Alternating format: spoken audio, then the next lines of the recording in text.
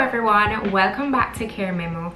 In today's video I want to talk about autism, and I want to answer a question that a friend of mine asked me a few weeks ago. He said, Sasha, when people say that autism is a spectrum disorder, what exactly does that mean? So let's get into the answer for that.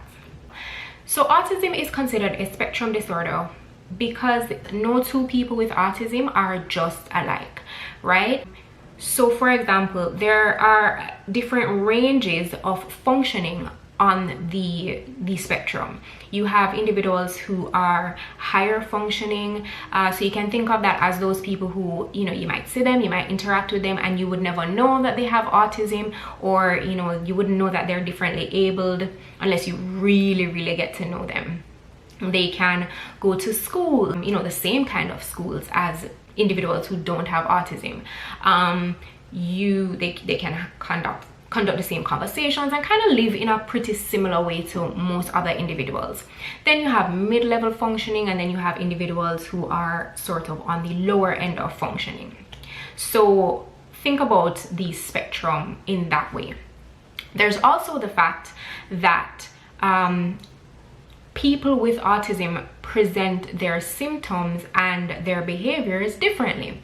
So one of the symptoms of autism, for example, one of the early signs of autism is that people with the condition often do not engage in eye contact or do not retain eye contact well with others. But that doesn't mean that everybody who has autism is going to have different difficulty maintaining eye contact with another person. So just because person A who has autism has that as one of their traits doesn't mean that person B may have it. Some people with autism will be able to speak eloquently and conduct conversations with no problem, and it's neither here nor there. There are others who may never speak, right? Or speech is not necessarily their primary function or primary way of communicating.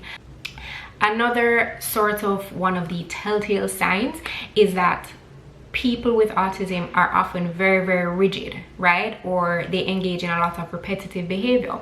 But the type of rigidity or the type of repetitive behavior that they may engage in may be different from person to person. So I can think, there is a child that I know who was very obsessed with sand. He loved the sand and just playing in the sand. He could just sit by himself and play in the sand for hours. That was his sort of his focus. Whereas another person, it might be trains. Another person, it might be a specific word that they love to say, they love to repeat over and over and over. So again, person A with autism is not going to necessarily have the same fixations or the same rigidity as person B with it. Another reason why it is considered a spectrum disorder is because there were sort of different, understanding of what autism is.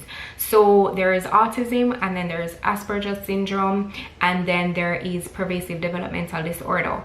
And for a long time, those were considered sort of three different things, but now they're all put together on the one spectrum. So you can have, Asperger's, and then that is considered a type of autism. Some people don't have that, some people is just plain old autism, but they're all considered to be on the same spectrum.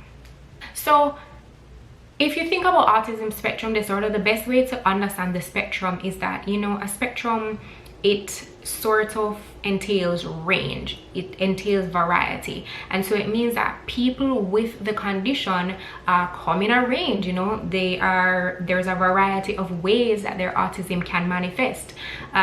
No group of people are a monolith, whether it's their racial group or all women are not the same, or all boys are not the same, or so on. So the same can be said for individuals with autism. So that is a good way to think about it.